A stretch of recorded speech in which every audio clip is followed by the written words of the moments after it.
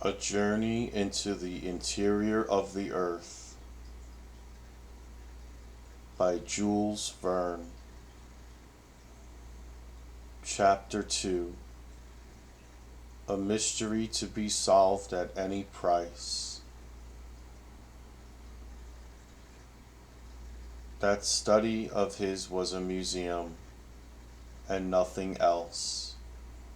Specimens of everything known in mineralogy lay there in their places in perfect order, and correctly named, divided into inflammable, metallic, and lithoid minerals. How well I knew all these bits of science. Many a time, instead of enjoying the company of lads of my own age, I had preferred dusting these graphites, coals, lignites, and peats.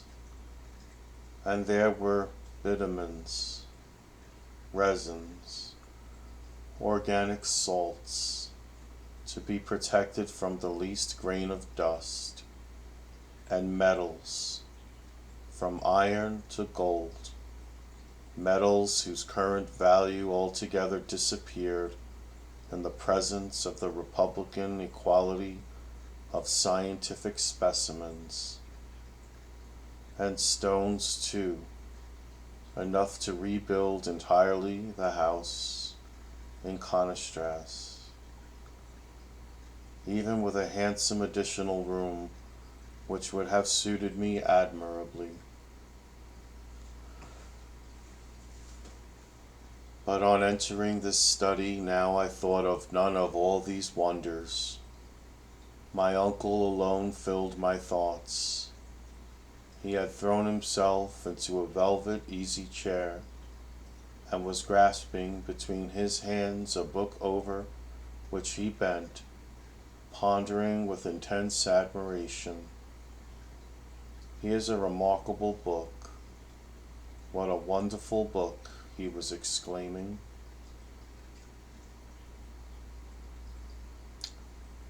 These brought to my mind the fact that my uncle was liable to occasional fits, but no old book had any value in his eyes unless it had the virtue of being nowhere else to be found, or at any rate of being illegible.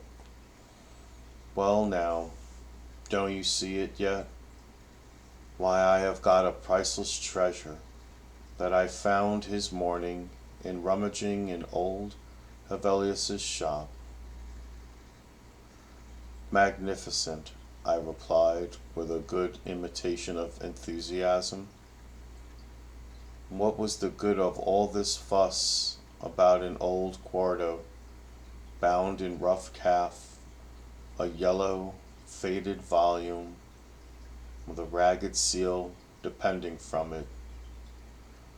But for all that there was no lull yet in the admiring exclamations of the professor. See, he went on, both asking the questions and supplying the answers. Isn't it a beauty? Yes, splendid. Did you ever see such a binding? Doesn't the book open easily? Yes, it stops open anywhere. But does it shut equally well? Yes, for the binding and the leaves are flush, all in a straight line and no gaps or openings anywhere. And look at its back after 700 years. Why, Bazarian Kloss or pure gold might have been proud of such a binding. While rapidly making these comments, my uncle kept opening and shutting the old tome. I really could do no less than ask a question about its contents, although I did not feel the slightest interest. And what is the title of this marvelous work? I asked with an affected eagerness, which he must have been very blind not to see through. "This work," replied my uncle, firing up with renewed enthusiasm, "this work is the Heimskringla of Snorre Turleson, the most famous Icelandic author of the 12th century. It is the chronicle of the Norwegian princes who ruled in Iceland." "Iceland," I cried, keeping up wonderfully. "Of course it is a German translation." "What?" sharply replied the professor. "A translation? What should I do with a translation? This is the Icelandic original, in the magnificent idiomatic vernacular, which is both rich and simple, and admits of an infinite variety of grammatical combinations and verbal modifications." "Like German," I happily ventured. "Yes," replied my uncle, shrugging his shoulders. "But in addition to all this, the Icelandic has 3 numbers, like the Greek, and irregular declensions of nouns proper like the Latin." "Ah," said I, a little moved out of my indifference, "and is the type good?" "Type? What do you mean by talking of type, wretched Axel?" "Type? Do you take it for a printed book, you ignorant fool? It is a manuscript, a runic manuscript." "Runic?" "Yes. Do you want me to explain what that is?" "Of course not," I replied in the tone of an injured man. But my uncle persevered, and told me against my will. Of many things I cared nothing about.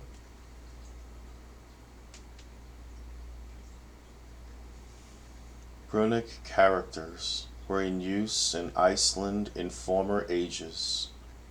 They were invented, it is said, by Odin himself. Look there, and wonder, impious young man, and admire these letters, the invention of the Scandinavian god.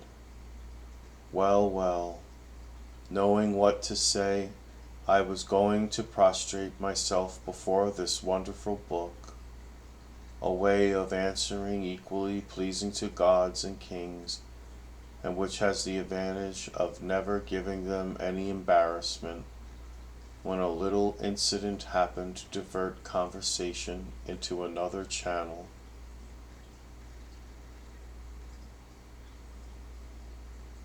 This was the appearance of a dirty slip of parchment, which slipped out of the volume and fell upon the floor. My uncle pounced upon this shred with incredible avidity. An old document enclosed in immemorial time within the folds of this old book had for him an immeasurable value. "What's this?" he cried. And he laid out upon the table a piece of parchment, 5 inches by 3, and along which were traced certain mysterious characters. Here is the exact facsimile. I think it important to let these strange signs be publicly known, for they were the means of drawing on Professor Liedenbrock and his nephew to undertake the most wonderful expedition of the 19th century. The professor mused a few moments over this series of characters. Then, raising his spectacles, he pronounced, "These are runic letters. They are exactly like those of the manuscript of Snorre Turleson. But on earth is their meaning? And what on earth is their meaning?" runic letters appearing to my mind to be an invention of the learned to mystify this poor world, I was not sorry to see my uncle suffering the pangs of mystification. At least, so it seemed to me, judging from his fingers, which were beginning to work with terrible energy. It is certainly old Icelandic, he muttered between his teeth, and Professor Liedenbrock must have known, for he was acknowledged to be quite a polyglot. Not that he could speak fluently in the 2,000 languages and 12,000 dialects which are spoken on the earth, but he knew at least his share of them. So he was going, in the presence of this difficulty, to give way to all the impetuosity of his character, and I was preparing for a violent outbreak when 2 o'clock struck by the little timepiece over the fireplace. At that moment, our good housekeeper, Martha, opened the study door, saying, "Dinner is ready." I am afraid he sent that soup to where it would boil away to nothing, and Martha took to her heels for safety.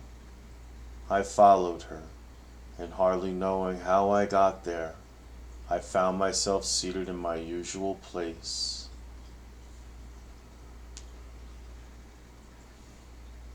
I waited a few minutes.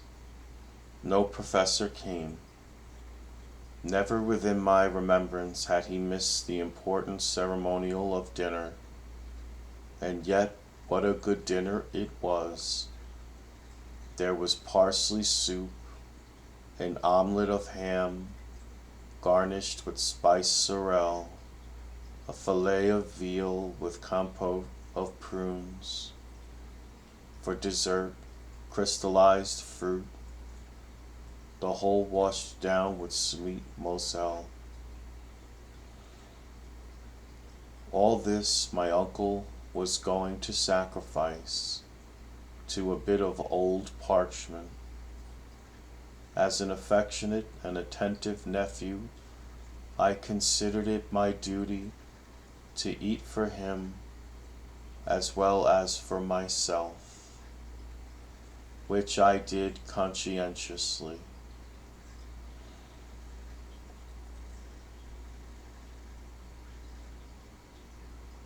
"I have never known such a thing," said Martha.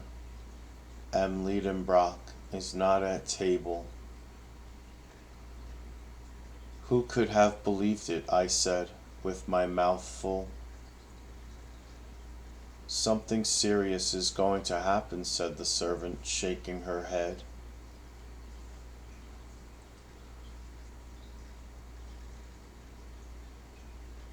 My opinion was that nothing more serious would happen than an awful scene when my uncle should have discovered that his dinner was devoured.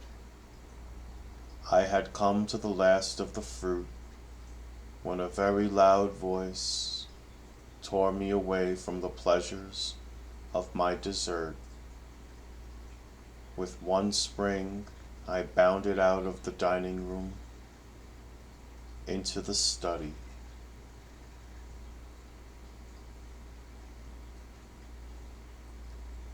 The next chapter is chapter 3.